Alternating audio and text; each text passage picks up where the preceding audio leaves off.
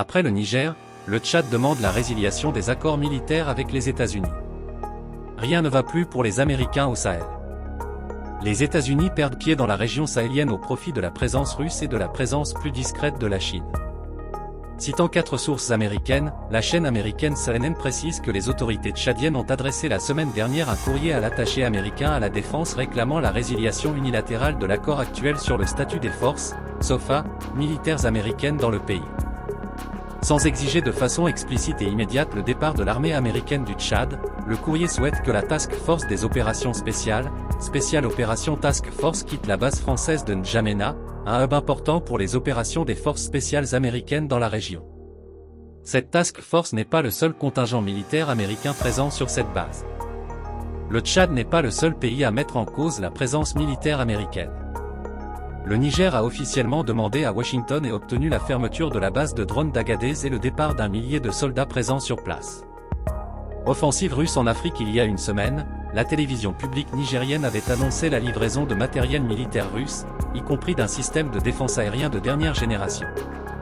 En mars, le général Michael Langley, chef du commandement américain pour l'Afrique, avait confié à la commission sénatoriale américaine de la défense que la Russie essayait de reprendre l'Afrique centrale et le Sahel à un rythme accéléré.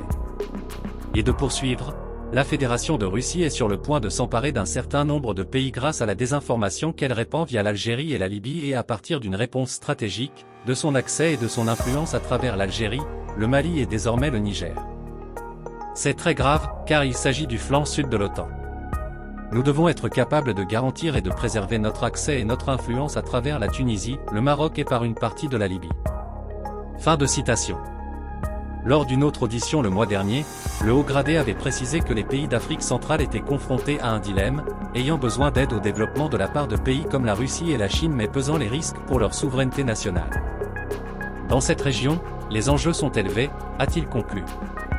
Le général Michael Langley aurait dû y réfléchir quand des populations entières des pays de l'Afrique centrale étaient réduites à l'extrême pauvreté en raison de l'avidité des Occidentaux qui entretiennent des dirigeants africains qui gouvernent contre leur propre peuple. Il ne faut s'étonner quand la Chine et bientôt la Russie tissent des relations gagnant-gagnant dans un strict respect des traditions, de la culture et de la souveraineté des pays africains.